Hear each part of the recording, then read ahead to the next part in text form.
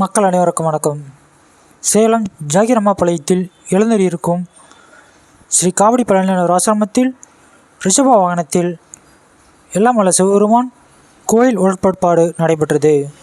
இதில் ஏராளமான பக்தர்கள் தேரை வடம் பிடித்து இழுத்தார்கள். மறக்காமல் லைக் பண்ணுங்கள், கமெண்ட் பண்ணுங்கள், பெல் பட்டனை கிளிக் பண்ணுங்கள்.